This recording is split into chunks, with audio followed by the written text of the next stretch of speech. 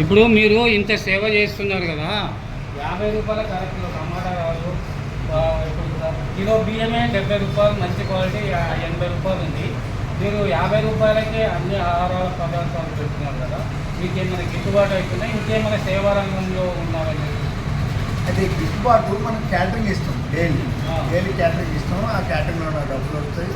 ఒక్క బిజినెస్ చాలు, అన్ని బిజినెస్ అవసరం లేదు. ఈ సేవా కార్యక్రమం ఈ ఫుడ్ పడేయకుంటుంటే వాళ్ళ 50 రూపాయలకి ఎన్ని వేల మందికైనా పెట్టచ్చు. ఫుడ్ ఎన్ని వేల మందికైనా పెట్టచ్చు. మనకు 5 రూపాయలు 10 రూపాయలు మిగులుతారేమో ఖచ్చితంగా. అంటే వాళ్ళ లేబర్ వరకు వెళ్తుంది.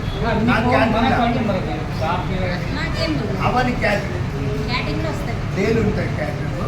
క్యాటరింగ్లో మనం డబ్బులు తీసుకుంటాం, ఎక్కువ పైసలు తీసుకుంటాం. వాటితో వాళ్ళు పడేస్తారు కనుక దానివల్ల దానికి నేర్పుతూనే ఉంటాం. కానీ హ్యాపీ కుటుంబ సభ్యుల సహకారం, ముఖ్యంగా శ్రీమతి గారు ఏమంటారు, అరే అందరు 150 100 వేసుకుంటే మనం 50 పెడితే 100 రూపాయలు లాస్ కదా, మరి ఎట్లా ఏం సంగతి అని మన కుటుంబం బాధ్యత పూర్వకంగా అడుగుతారు. అయితే నా మెసేజ్ ఫస్ట్ నుంచి సపోర్ట్ ఉంది కనుక ఏం ప్రాబ్లం లేదు. మరి అన్నగారు ఇంకా ఎక్కువ ఉంటారు కదా, డాడీ మన 200 పెట్టాలి, 50 ఎట్లా పెట్టమంటారు కదా. కొడుకులు అనలేదు, కొడలు అన్నారు.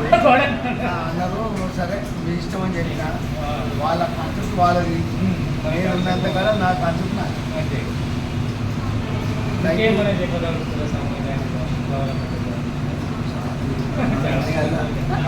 చాలా ఉన్నాయి యూట్యూబ్లో. అవునా?